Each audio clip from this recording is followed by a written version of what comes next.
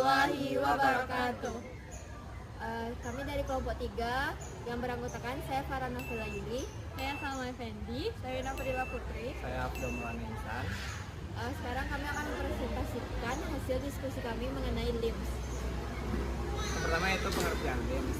LIMS atau Laboratory Information Management System adalah sebuah perangkat lunak yang digunakan untuk mengelola proses di laboratorium secara digital, mulai dari penerimaan sampel, pengujian sampel, hingga pelaporan dan penyimpanan data. Tujuan LIMS adalah untuk meningkatkan efisiensi kerja, akurasi pencatatan, pelacakan sampel, dan kepatuhan terhadap standar laboratorium. Jenis-jenis LIMS ada 3, yaitu ada Basic LIMS, Intermediate LIMS, dan Advanced LIMS. Yang pertama yaitu LIMS tingkat basic. Pengertian singkatnya itu LIMS basic adalah sistem manajemen laboratorium yang menyediakan fungsi dasar pencatatan dan pelacakan data. Biasanya digunakan oleh laboratorium kecil ataupun laboratorium pendidikan. Contohnya yaitu aplikasi Bika LIMS seperti digambar di atas.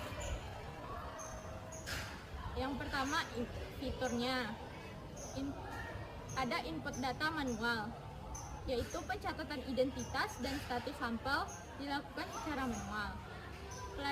Yang kedua, pelacakan sampel dasar, yaitu sistem penyimpanan informasi dasar sampel seperti tanggal masuk dan jenis pengujiannya. Yang ketiga, pelaporan sederhana, yaitu laporan hasil uji dapat dibuat dalam format dokumen standar.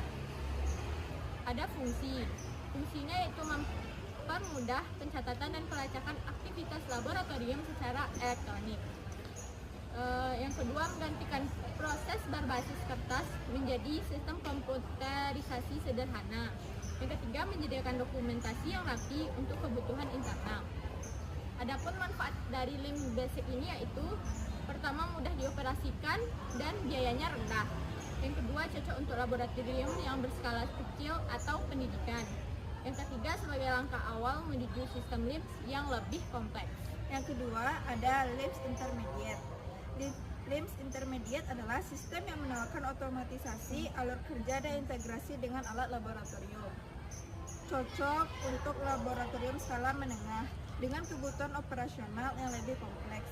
Contoh aplikasi Clarity LIMS. Yang kedua ada fitur. Pertama, otomatisasi alur kerja. Proses pengujian dirancang dalam sistem agar berjalan secara sistematis. Yang kedua, integrasi alat laboratorium. Hasil dari instrumen masuk langsung ke sistem tanpa input manual. Yang ketiga, manajemen pengguna dan audit trial. Sistem mencatat semua aktivitas pengguna secara otomatis. Terus ada fungsi LIMS Intermediate. Yang pertama, meningkatkan efisiensi kerja dan kecepatan proses laboratorium. Yang kedua, mengurangi kesalahan input dan meningkatkan konsistensi data. Yang ketiga, mempermudah pemantauan dan pengendalian mutu. Manfaat LIMS Intermediate. Pertama, lebih cepat dan akurat dibanding sistem manual atau basic. Yang kedua, cocok untuk laboratorium klinik, riset, atau industri dengan volume kerja sedang. Yang ketiga, mendukung kepatuhan terhadap standar regulasi ISO. Yang ketiga, LIMS tingkatan advance. Pengertian tingkat dari LIMS advance adalah sistem terpadu yang mendukung analisis data tingkat lanjut, integrasi antar sistem, dan pengelolaan multi lokasi. Cocok untuk laboratorium besar dan industri berskala internasional.